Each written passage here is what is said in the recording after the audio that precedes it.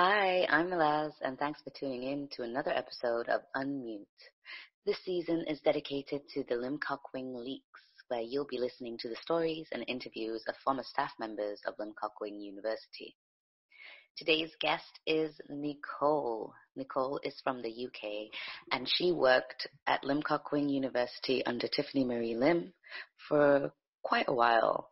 She also worked at the London campus for a little bit before she left. So everyone, please welcome Nicole. Hi, Nicole. How are you? Yes, I'm okay. I'm good. The sun is shining. It's the last of the UK sun, I think. So Nice. Grateful so, for that. Nicole is from the UK, as she just mentioned, and she worked at Limkokwing University for quite a while. How long did you work for? About 2 years in the Malaysian campus, just under 2 years in the Malaysian campus, and just under half a year in the London campus. Okay, so 2.5 years altogether working for Limkokwing. Give or take. Yeah. All right. And what was the nature of your job? What was your positions, or your positions? Yeah, what were they? So I interviewed for a receptionist role for the London campus. Mm-hmm. And then we kind of got talking about my background, and I heard nothing. And then randomly one day I got an email saying, yeah, they really like you, but they want you to go to the Malaysian campus. Would you be interested in that? And obviously at that point I'd done a lot of traveling with my career as a dancer. So I was like, oh yeah, that's no problem. I've relocated for jobs before, spent some time in Asia prior to that. So I didn't have any reservations about, uprooting my life to Malaysia. Mm-hmm.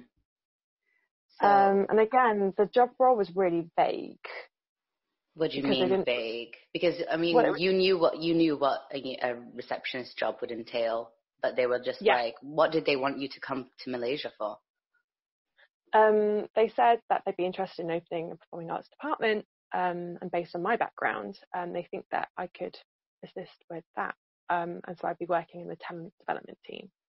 And that was kind of the preface of it all. I didn't have a job title per se. It was just talent development at the time, and that was enough for me. I was just like, yeah, great, sounds like something cool to be a part of.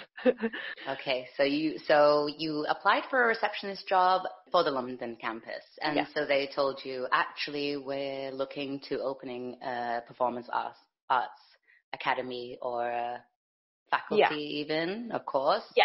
And we'd like you to run it or come join us. Yeah, okay. Yeah, because none of that had been scoped out yet. And so... They weren't really sure of what they were going to do or how they were going to do it. They just knew that they needed people. Yes. Okay. Yes. And I was just like, sign me up. Like, I've always wanted to have my own dance school. So I was like, sign me right up. I'd love to be a part of this project. Even like sweeping the floors, I'd love to, Okay, so you're in Malaysia. You've just uprooted your life. You've moved to KL, Cyberjaya, and you've joined Limkokwing. And you're working, and you're getting to know people. When did you realize that these people here, and by these people I mean Limkokwing and his senior management team and his kids, when did you realize that they were running a shady operation? Oof. Okay, straight off the bat, because I was living with another British girl. So that was part of my contract, is that I got accommodation, and I guess we'll get onto that when we talk about disparity. But I was provided with, digs essentially to live in whilst I was working for the company. Now I was living with another British girl, and who was from the UK, and she said, oh, by the way, I know your contract says Monday to Friday, 8:30 till 6 p.m. That's not going to be your reality. You might have to work a little bit later. And also, by the way, we do a half day on Saturdays. And that wasn't in your contract, right? No, it did say that you might have to work hours outside of contracted hours. And obviously you were obliged to do that. But it didn't say every day. Yeah. No. Yeah. And it didn't, So all of those things were not in the contract. So originally I was just like, okay, right, well. So first sign that they're shady. Yeah, is that, the reality is different from what's on the piece of paper. And that's not unusual in jobs. Like, we all put in extra shifts here and there. So I didn't want to be a slacker. I wanted to, prove myself. And so that wasn't a problem for me initially. It was only as it went on that I was just like, okay, this is not temporary or circumstantial. This is MO. This is how we operate. So there was that. Then after less than a month of living there, I woke up one day and this flatmate was gone. She'd just left. So your flatmate just like upped and left? Like she didn't give you in the middle of the night? She ran away? She ran away. Wow, she didn't even tell you, and she's your flatmate, and she ran away. Yeah. Sorry to laugh, but that's crazy. I mean, she didn't know me from Bob, so I get that. Like, and she needed to protect herself in that scenario.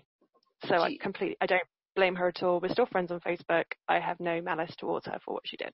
Yeah, I mean, she did it for herself, obviously, and she obviously didn't owe anyone anything, but she could have given you a heads up.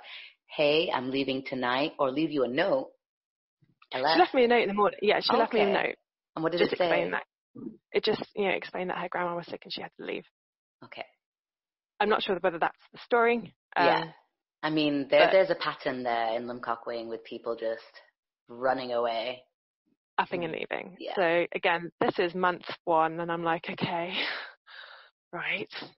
Yeah, so then there was that. And then I would say maybe, okay, so this was when we all first got there as well. We gave our passports to HR to get visas. Mm-hmm. Were you on a working visa or a student visa? So here's the thing. Some of the people in my office were on student visas, and those are quick and easy to get. Working visas, though, which is what I was getting, take a lot longer to get, a lot more expensive. And so, yeah, you kind of have to start the process with HR quite early on. Anyway, the guy in HR just sat on it and sat on it and sat on it. On what? Your passports? Yeah, and he just didn't do any of the applications, didn't do any of those things. Meanwhile, like, the clock's ticking because I've got 3 months. And then I have to exit the country. Oh, yes. As a British citizen, you get 90 days on arrival. Correct. Yeah. And so he just sat on it and sat on it and sat on it to the point where I'd overstayed my welcome, and that's quite a serious offence in Malaysia. But yeah, so I found myself in a situation where I was just like, through no fault of my own, I'd done my end of the bargain. They just hadn't met theirs. And so I'd found myself in this situation where I was like, oh crap, I could be in serious trouble here. So I flagged it. And there was many other people who either were coming up to having, and so they had to do U-turns. It's basically, you can go to Thailand, you can go to Singapore, so you exit the country, you go to Singapore for maybe 2 or 3 days, or Thailand for 2 or 3 days, and you come back in, and that's what we call a U-turn. And that just grants you another 90 days. Mm-hmm. To my knowledge. I remember doing that like 3 times before they were like, hey, madame, what are you doing? Right. So some people just had to do a U-turn, and they were still within their time, so they weren't in the same situation as I was. But what they did with my passport was it went up to Thailand. A backdated stamp was put in it for the date. Wait. Your passport went to Thailand? My passport went to Thailand. I was in Malaysia. How? Okay. Whoa. Okay. Yeah. I thought maybe they had a little stamp that they just put in your passport, but your passport actually went out the country without you and got a stamp. Yeah, a backdated stamp. A backdated stamp. Yeah, because we're talking like, say my visa, my 90 days runs out on, for example, the 1st of September. Mm-hmm. It's now the 17th. Mm-hmm. So I need a stamp that says I went to Thailand on at least, I don't know, the 28th of August. For me not to have overstayed my welcome. So the parcel goes up, it gets this backdated stamp, and it comes back and with a new, obviously, entry point into Malaysia as well. And I was just like, what the fuck has just happened? Like, this is some kind of sorcery, because I never even left the country and my problem's been resolved. You didn't ask any questions, obviously. You were just like, okay. I asked no questions. I was just thankful that the problem that I had not created was resolved. Yeah. But equally, like, That is some Let's face shady it, business. it's some shady business, and let's face it, had I not been white and British, Yeah. they might not have bothered. Yeah, for sure. And I'm glad that you it said would that. it would be up to you to fix that. So I really understood my privilege, my passport privilege, my skin privilege. I understood all of my privilege in that moment. And in some ways, I was disappointed with myself for putting myself in a situation where, yeah, I could have been a real legal threat there, because, you know, I should have known the date that I arrived. I should have known the date in which it was going to expire. And I should have been throwing my arms up in the air way before it expired. So I accept my responsibility in that, and I'm No, grateful. but I don't think that you're responsible in that. I mean, they took it from you. You did everything on your end. As a company, they should come through for their employees, and they should make sure that their employees are eligible to work in their country by doing all the proper paperwork. And they didn't but do. no one's my mum, so Yeah. so I mean, I'm disappointed in myself, and I'm thankful that that was resolved for me. But as I said, like, I understand my privilege in that instance. Wow. But yeah, those were like just a few examples of all the shady shit that happened within like the first maybe 6 months. I was just like, oh. Goodness gracious. Okay. I just want to like top up on that question. Were there any other shady instances or incidents that you were like, wow, this shit is crazy? Because that's the thing. I mean, mentally, I normalized so much of it in my own mind. Me like, too. you know, the screaming at people, like for the littlest of things, like. Yeah. And it's the profanities that kind of go with it as well, because again, if you need to raise your voice to feel better about a situation, it's not acceptable, but it's understood that that's how people sometimes react. Yeah. When you start effing and, you know, cussing people out and calling them names and insulting the way they look. Yeah, when you start adding that into the mix, I'm just like, again, this is not professional. This was not normal. And another thing that I think that really struck me when I joined the company was how young the workforce was. So I think that's, in some senses, it's deliberate, because, you know, when you're young, you don't have a reference point. When you are perhaps from another country where the chances of getting a job are far harder. So you're dependent on and reliant on this job, this salary. Again, you become a lot easier to manipulate. Definitely. You become a lot easier to do all these things too, and you just take it because you don't know any different. You are young, and you just think that this is how it is. And again, you're dependent and you're reliant on that for now. Definitely deliberate. Of course, they've had, I mean, when I first joined for my degree, I joined in 2007 and I graduated 2011. And the workforce was quite seasoned. You know, everybody had experience. My film and television lecturers had made movies and taught at other universities and worked in the industry. They were all industry professionals. By the time I was doing my master's, in the master's program, they're all doctors, but all the degree lecturers, there was not one professor for degree, by the way. They were all lecturers and tutors, and they were all Limkokwing graduates. And they were all young. So when I went back when 2014 or 13, I forgot, 13 or 14, one of the two. And just like in the 2 years that I had gone, everything had changed and it just collapsed, just fell apart. Like it is, you're so right. It really is deliberate. It's just because they can easily be manipulated and used and abused, and they'll take it and they'll keep coming back and they'll apologize and they'll kiss your feet. Whereas if I had experience and I knew my worth, I wouldn't have even accepted a job in the first place. Exactly. Or the first instance that it ever happened, you'd be like, okay, bye. So that's another thing that did strike me, was just how young the workforce was. You mentioned something earlier about you being white and your passport privilege and your skin privilege. Can you explain to our listeners your physical characteristics? Or do you want my physical characteristics back then? Because, I mean, I wouldn't consider myself, I mean, I have blue eyes. I'm slim-build, relatively tall, and at the time I had blonde hair. Yeah. And at the time.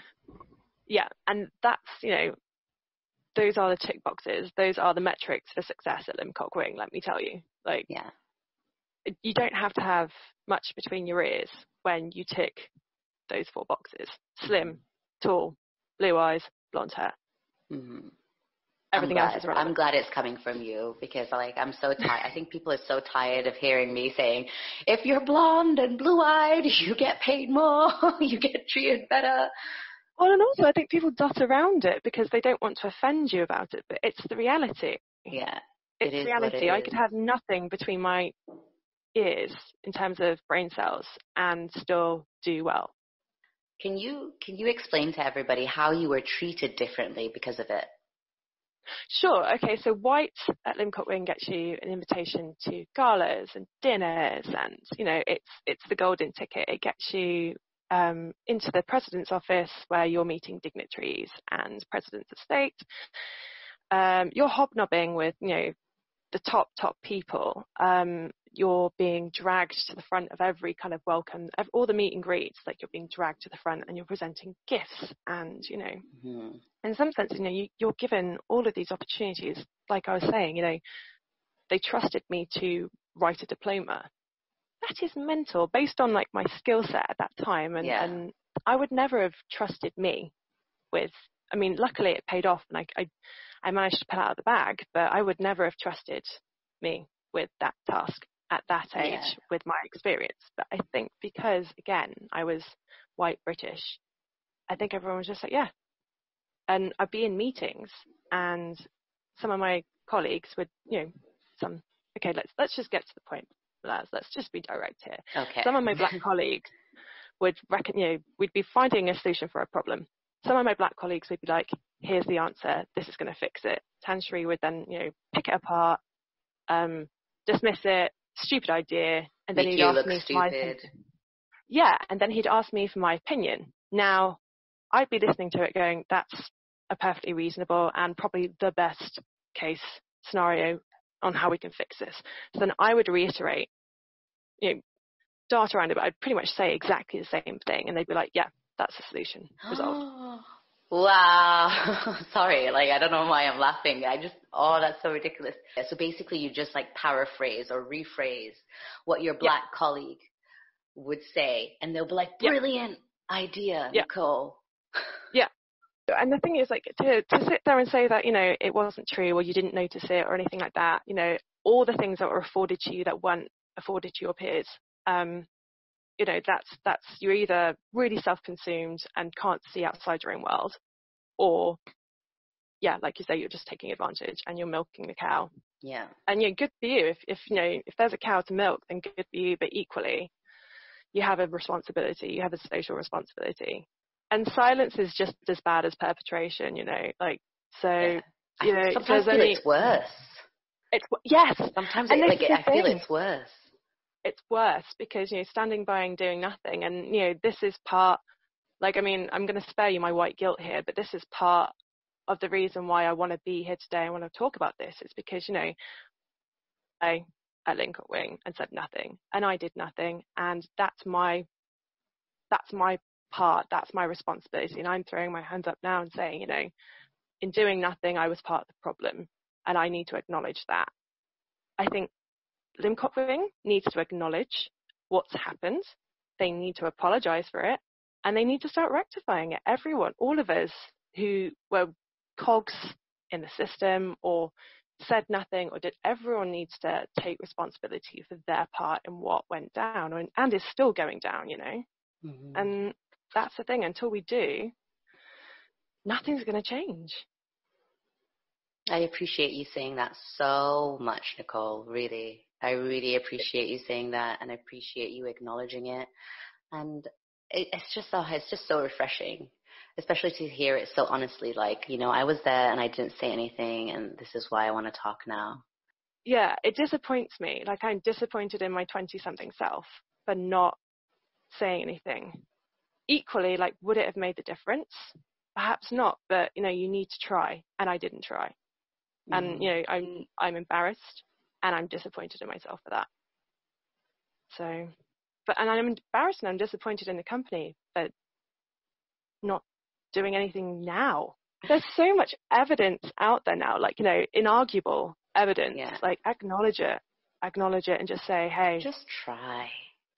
Yeah. Just try. That's all we're asking. Just try a little bit. Yeah. I want to touch on something else. Now, I'm very aware that you have acquired a master's degree since you were working in Limkokwing, right? Is it a master? It's just a degree. It's just a degree. A BA. A degree. Okay, so you an MBA. An MBA is a master's. Hang on, a BA. Okay, a bachelor. Okay, yeah. All right, so you've acquired a degree since then. Okay, I thought you acquired a master's, a degree. Okay. Yeah. When you joined, what were your qualifications academically? I only had, so I had a national diploma, which is about a level 6 in the UK. So it's a professional diploma in musical theatre, which is of the level of a degree, but it's without the thesis. It's without all of those kind of things. The dissertation, none of the written work is there, really. It's very, very minimum, which is why it's a diploma as opposed to a degree. Okay. Yeah. And they wanted you to write with a diploma. Wow. And again, this is what I'm saying. Like, I would never trust a 25-year-old to do the stuff that I was given the opportunity to do. I mean, I'm thankful for it because in terms of professional development, my goodness, it's been so good for me, and I have to be very, very thankful for the opportunity that I was given. But equally, like, I wouldn't have given myself that opportunity. So they really did take a chance on me, and that's due to your skin color and your nationality and your hair and your eyes. Yeah. Okay, so let's hit on the pay disparity. So when I graduated from my master's degree, I was offered 5,000 ringgit, and to be fair, they did ask me, "Is that okay?" I should have said no, because I probably would have gotten more. But I was like, yeah, it's okay. How much were you offered? Okay, so when I first joined the company, I checked my contract. So when I first joined the company in 2013, it was 6,000 ringgit. But that was including my return flight and my accommodation every month. So they paid for your accommodation and your flights back home? Yes, so we got one return flight. With that contract, every year. With every contract, you get a return flight, or just to go back home? Just to go back home, yeah. So it was one return flight, and your accommodation and your salary, which at the time was 6,000 ringgit, which in 2013. That was a lot. Yeah, it's decent, And even now, like, in your pocket, and you don't have to pay for rent or anything else. That's just in your pocket. That's just in my pocket. I don't have to worry about rent. And I remember they would always give very nice increments to the white people when they would renew or when, other... Can we talk about let's get into that. Yeah, let's get into it. Okay, so around about February every year is Chinese New Year. I was not accustomed to what they call Ang Pao. Okay, yeah. Ang Pao is the red packets. Yeah. So for those listeners who don't know what Ang Pao is, it's like typically a red envelope which has money in it, and it's gifted to you by family members, sometimes neighbours, bosses, friends. Yeah. And so again, it was all new to me. And I remember receiving an Ang Pao, and it was a sizable amount. You received an Ang Pao? Yeah. I never received Ang Pao when I was there. Yeah, and there were people in my office who did not receive Ang Pao either. And the thing is, it's not done in front of the rest of the team. You're called into the office for a meeting, and it's given individually. Wow. So, again, was it just the white people that were getting Ang Pao? Yes, and I think those who were kind of threatening to leave as well. So I remember one of my peers who was not white From was given where? manpower. Indonesia. Okay. And And she, oh, same with, okay. and same for like the Christmas presents. So Hmm. at Christmas, out came like the Moschino bags The or what the bags? Moschino bags. Okay, so designer. Oh, you got designer bags for Christmas. I got a designer bag from Tanchery. Yeah. Okay, so naive Nicole was like, everyone gets this. Wow, this is a really nice perk. So nice of them to like give our whole office these things. And then I suddenly realized that it wasn't our whole office. It was just the white girls in the office that were getting them. Yeah. And then That at is. Christmas, we got like Michael Kors sunglasses. Yeah, like it was all. Mm. And at the time, it put you in a really awkward position as well because I loved my team. My team were these incredible Wonder Women that could perform the most like incredible tasks. Like Yeah, you just couldn't want for a better team. And they're my definitely. friends, and I loved them, and I cared about them, and I wanted to feel loved and cared about by them. But it was always really difficult for them. I could see not to feel, um, you know, Yeah, I know. disappointed or feel Yeah, differently towards me by the way I was being treated. So again, it yeah. kind of It's puts really you. I hard to mean, fight that. Yeah. yeah, and I'm not asking anyone to feel sorry for me because there's nothing to feel sorry about. I was, A, I chose to be there. B, I took it all. So there's no need to feel sorry for me in those situations, but it did put me in a really awful position where I was Mm. just like, But it's really awkward as well. yeah, how can I go back and be normal with my friends knowing all of this has happened? Do I tell my friends or do I not because it hurts them? Because, telling them, making them aware of it will only hurt them. No good will come from telling them either. So it's, yeah, Mm.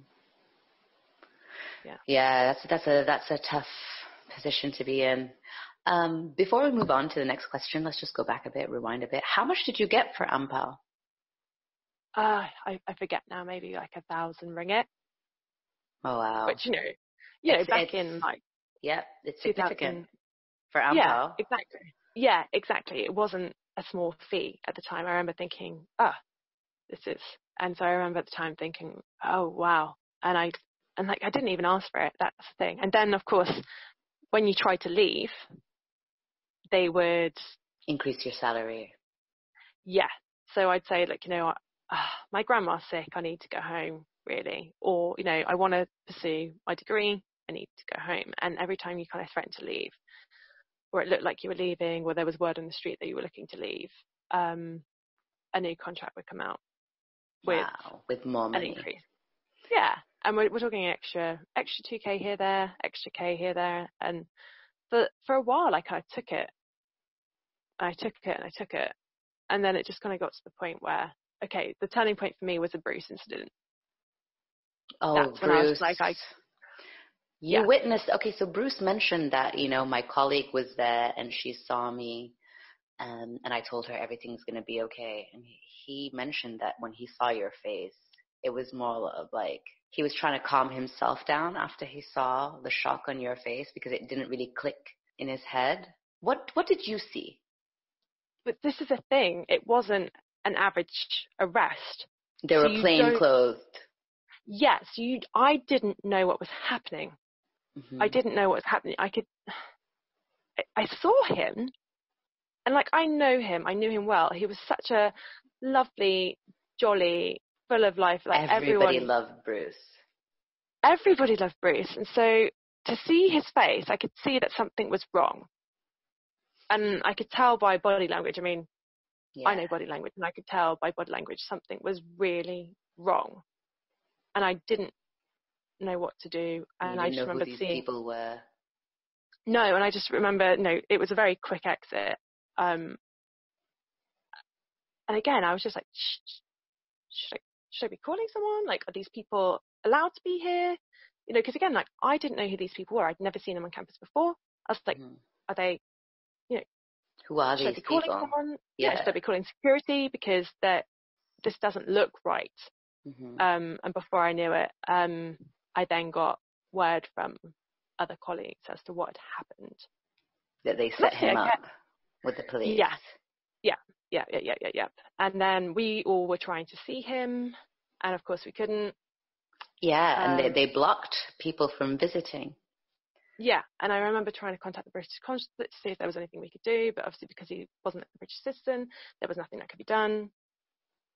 Yeah, that was like the line in the sand for me. After that happened, I think that happened, I want to say, so that was 2014. Mm-hmm. And I left December 2014, left Malaysia December 2014, and that was shortly after things had happened with Bruce, because I was just like, okay, no, I'm done. Yeah. Like, I've witnessed a lot of people resigned and left after that. Yeah, after it was massive, what happened to Bruce. Nobody felt we all safe. know. Yeah, we all knew. Yeah. It was a really weird place to be. So, really quick. So you were in Malaysia. You went through all that. It was crazy Mm-hmm. drama. You witnessed what happened to Bruce. And then you were like, final straw, I'm done. And then you left. Yeah, it was walking away. It was really tough because I lost friends. And yeah, it's hard, but it was, I feel so good about it. And then you start to go through the PTSD of it all. And I know that sounds really extra. You're not being dramatic at all. PTSD comes in different forms, and it's very real, especially for anyone that's worked in Limkokwing University. Anybody that has worked for that man has it. Also, working and interacting with all his minions, all those datos and SMT, like, I have never, ever worked with such toxic people in my life. I've never even met such toxic people in my life. The bitching, the backbiting, the setting their colleagues up for failure, I just don't even know where to begin. Horrible people. This is the interesting thing with the datos, because I always felt like I was a bit of a pawn with the datos, in the sense that they knew that I was close friends with Tiff, and I was also one of her staff members. And so they would ask me just things like, is she in yet, kind of thing. They're talking about Tiffany. Yeah, Tiff. and they were digging for dirt as to, whether she was in yet, what time she typically comes in, and just things like that to try and, all the datos were kind of to throw her under the bus in front of Limkokwing, to be like, she doesn't even come to work on time. Yeah. And that was the constant thing with datos. They were always digging for dirt on each other to try and be, the favourite dato. And I don't think, so with the... It's such a crazy and toxic work environment. I just don't understand how men and women in their late 40s, 50s, 60s, 70s play these type of games. Yeah, and that's the thing, and they pit people against each other as well. So it's not just the datos that are pitted against each other and fighting for kind of queen bee position, but then it's also the staff members. Because I remember when I arrived, I had team managers in my office, and again, I think this is where race comes into it. One of them was white, and one of them was not. The what managers? In my office in talent development, we had two managers. One of them was white, and one of them was not white. Mm-hmm. Now, it was common knowledge around the campus that the one that wasn't white was not treated as nicely as the one who was white, a lot of the time. Yeah. And you would tell that, people were trying to stir the spoon and kind of start something, and that was constant. People in departments were pitched against each other, to cause some kind of rivalry, and that's what comes with, unequal expectations and pay disparity. That's what happens naturally. It's just a byproduct of that, and it didn't feel like they were trying to resolve that. It felt like it was almost entertainment value. Yeah, and no, it was. That bothered me, because I just thought, this is people's lives, and again, they're trying to have a friendship, but it's difficult for them to have a friendship because there's so many more layers to it. Yeah. And how? I don't think I'm strong enough to be to be like, you know, it's not your fault that you're just getting paid more because you're white. You Yeah. know, how can I reckon Yeah. with that? Like, Yeah. And like, I was so fortunate that my friends were, you know, gracious enough to be my friend based on the scenario we were in, yeah, frankly. yeah, You know, I mean, they were all so gracious with their time and their love and their care, because they didn't have to give that to me based on the scenario, you know. yeah, And I'm not sure if the roles were reversed, I would have the graciousness to be nice to that person who was yeah, being continuously favored over them all the time. yeah, and not doing anything about it. Yeah, Yeah, exactly. Exactly. I yeah. mean, you do, that's the thing. I tried But to make things better for them. you did know you did your part. Like, even though you were excused from things, you still put yourself there, whereas other people didn't. You know, Yeah. you couldn't really change much about the pay. Like, if I was getting paid more than somebody else, I'm not going to be like, no, pay me less. You know what I mean?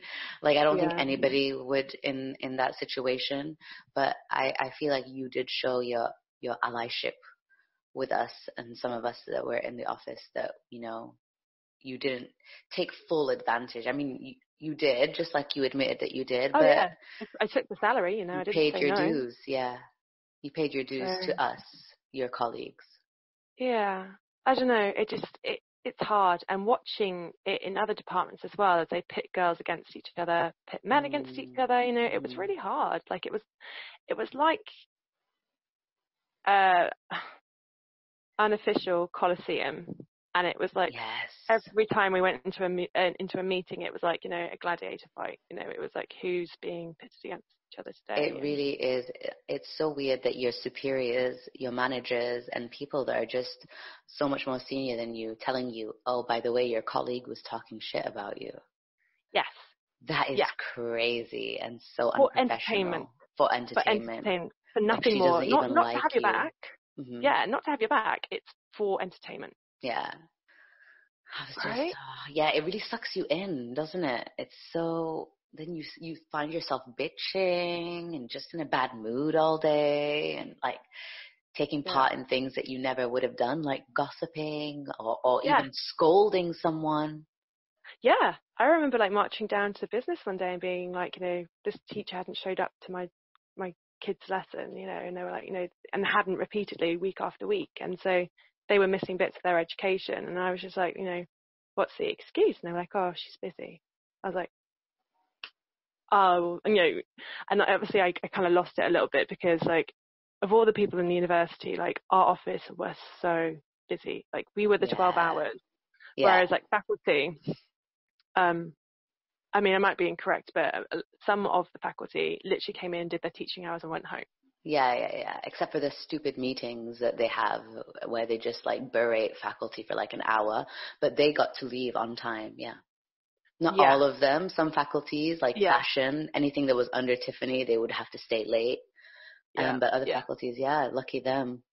So I know that it was that staff member that was going home on time, and she didn't have time to teach kids. And I was just like, look, if Do I've you got know time what to we're teach going kids. through? Yeah. Yeah. And the thing is, so I went and I kind of just gave her a bit of a scolding and said, look, you know, at the end of the day, you know, if you don't show up and teach the kids, then I'm going to have to go to Dato Tiff with this, you know. And then Yeah.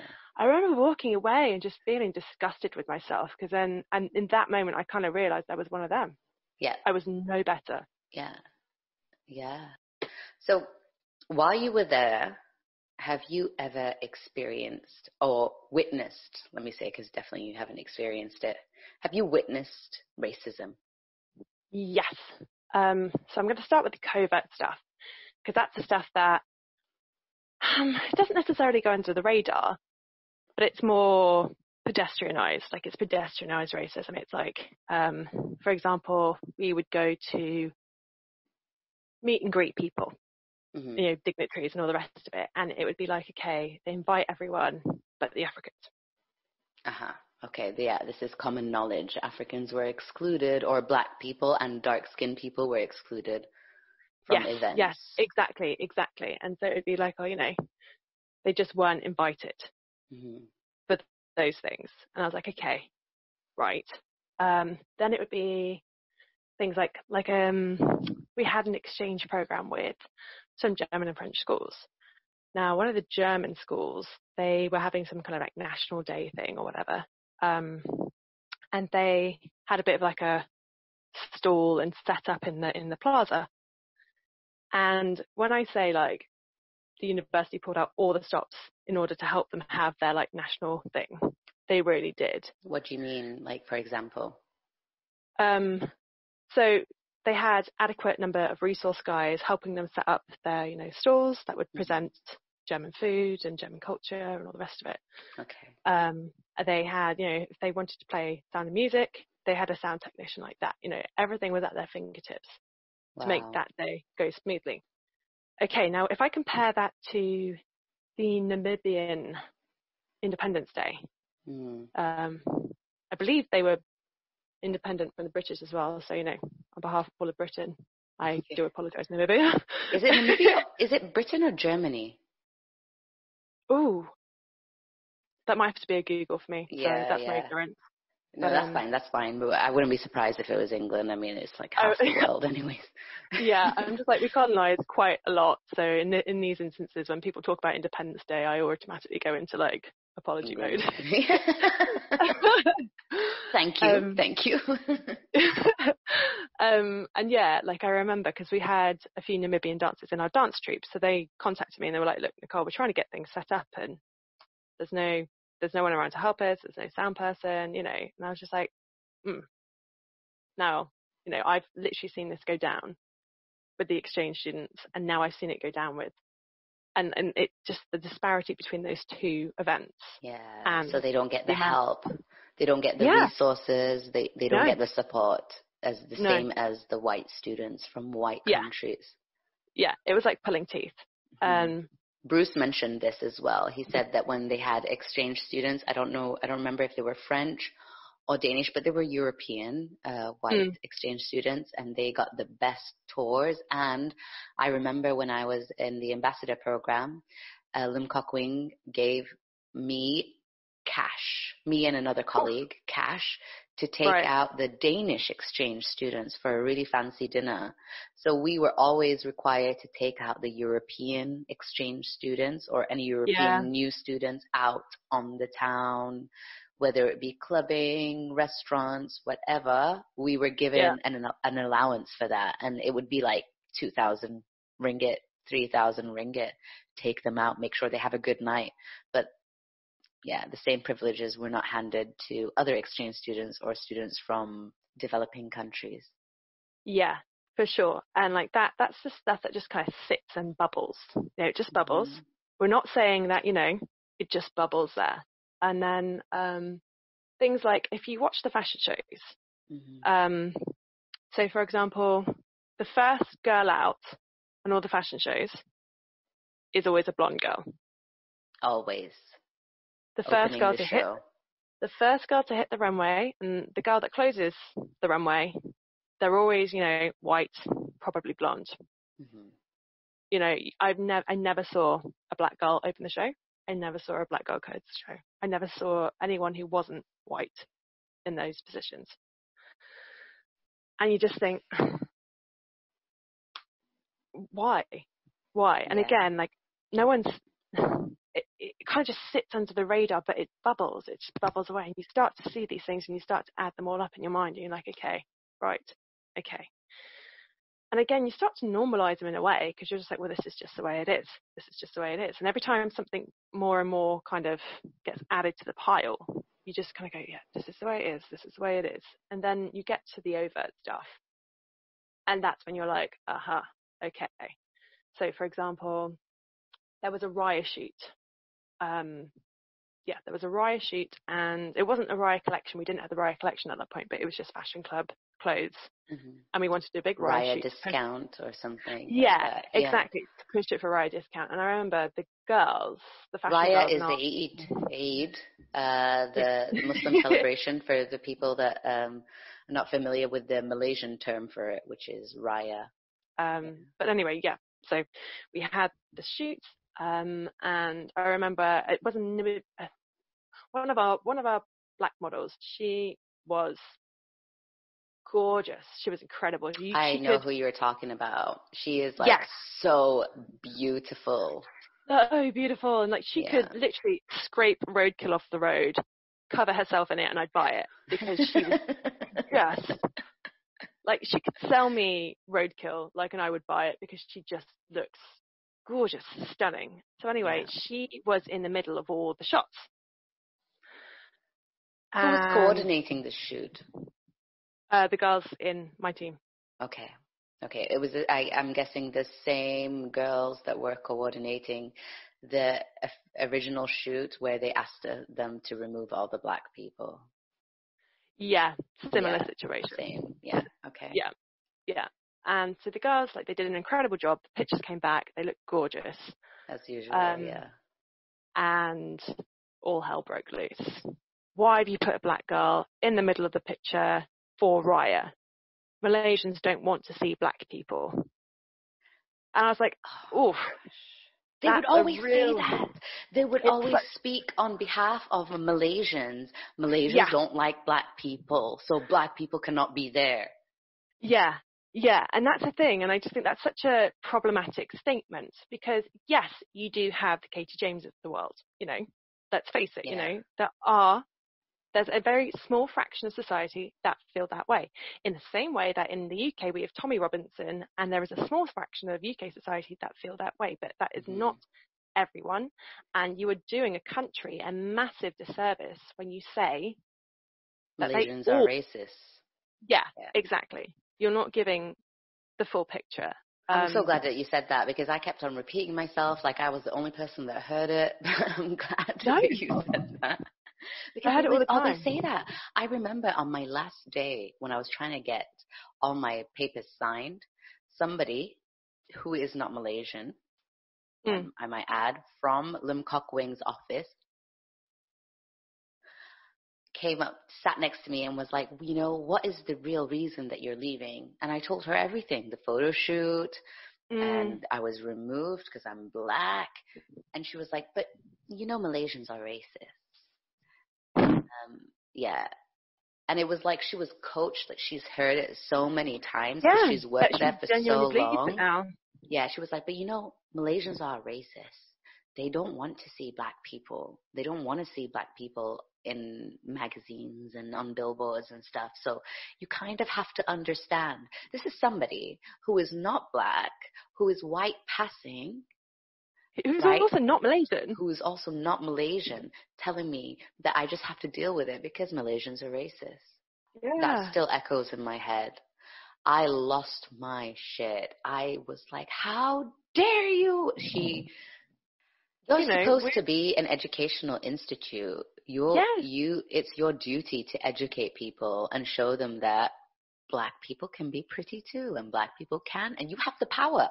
You have the deciding power to put people in those positions, and you choose not to not because Malaysians are racist, because you're racist.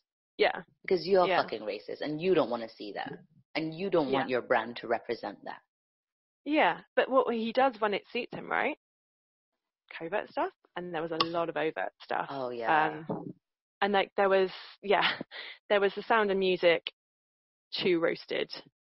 Oh yeah, you were there, right? When the choir lady, choir director or coordinator, whoever, was like, Malaz and so can't join. Yeah. Because they're too roasted. Yeah. I wish I was a fly on the wall. So that's the thing. I was in the room. Full disclosure, I don't speak Bahasa, so I didn't know what was being said. Afterwards, when I found out what was being said, I kind of just sat there and went, yeah, that's probably exactly how it was relayed from Tantri to Sound of Music. Yeah. It wouldn't surprise me in the slightest. It was, Everyone started to get really upset about the fact that Sound of Music had said this. And yes, I think she didn't handle the situation very well, but no one was irate about the fact that this direction had been given.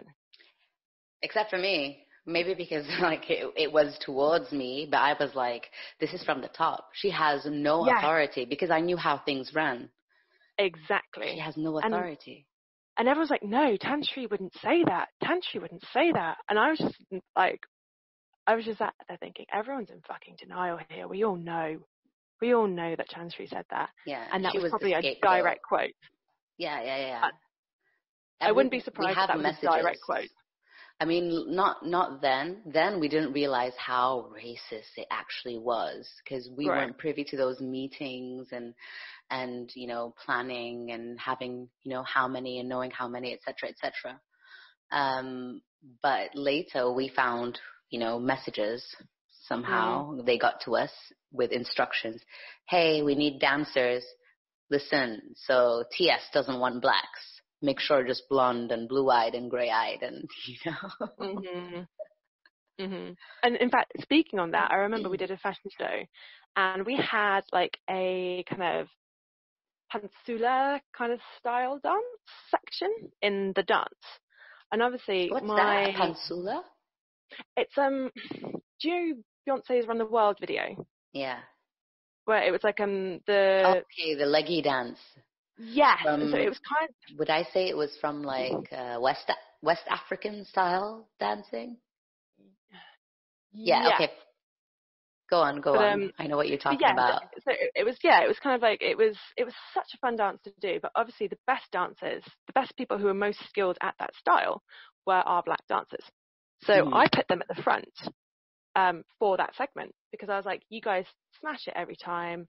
And it's their dance, yeah. And it's your dance. You help choreograph it, like live your life, babe, kind of thing. And then once we all came off stage, I was told off. What were you told off for? For having the black dancers at the front. That you should have been at the front. Yeah. Yeah, it's not good for pictures. Wow. Okay. Well, I don't even know why I'm shocked. I mean, that wasn't even Dato. That was my manager at the time. Oh, no way. Yeah. Yeah, of course. Wow. She didn't learn. Sometimes I'd have to choreograph the choirs for graduation. And again, so it was more like step click, you know, maybe a hand here, you know, I was like, all that kind of stuff. Choreography. But yeah, I remember. For the choir. And so we'd be on this kind of like raked bandstand kind of thing. So you had different levels. Yeah, for sure. And when we were all singing for graduation. And I remember I put my most enthusiastic at the front. My most enthusiastic performers go at the front. Until I'm told that they can't be there because they're not, you know, it needs to be more international. And that was another kind of in word. Yeah, it was such a well-known word throughout the university. International faces basically means white faces. Yeah, white faces. Yeah, that was a more kind of overt stuff that I was just like, okay, like now we're in just really obvious. Yeah. Kind of black people at the back, like apartheid or 60s segregation in America, like black people at the back, front, you know, white people at the front. What the hell? Yeah. Like, what year is this? And also, like, know your audience. Like, this isn't, you know, these are parents of graduates who will have come from all over the world. You're going to have a lot of black parents in the audience, you know? Like, know your audience. That's not even audience savvy. And again, you're just told to shut up and do. Yeah. Or else you'll lose your place. Yeah. Yeah.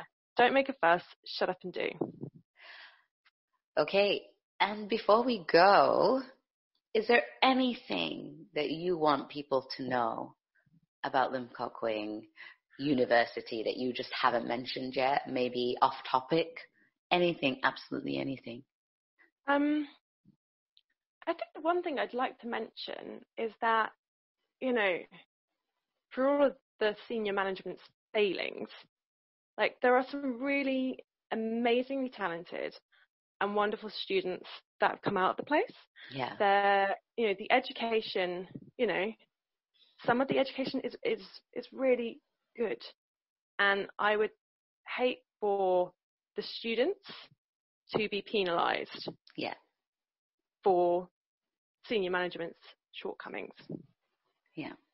And that's the one thing I will say about that university, is that they had some really, really good talent. And definitely. any employer Definitely. would be lucky to have a Limkokwing graduate. Trust and believe they will be your hardest workers. Yeah, amen to that. Yeah, definitely. Anyways, Nicole, thank you so much for taking the time to speak to me and for just sharing and opening up and being honest about everything and how you felt. It's the least I could do. Honestly, it's the least I could do. Keep fighting, my love, because honestly, you are such a pillar of strength to everyone. You're an Thank you so inspiration, much. and I feel so privileged to be your friend Oh, and thanks, to babe. be able to be here with you today. So That means a lot. That means a lot. Hopefully, we're going to get some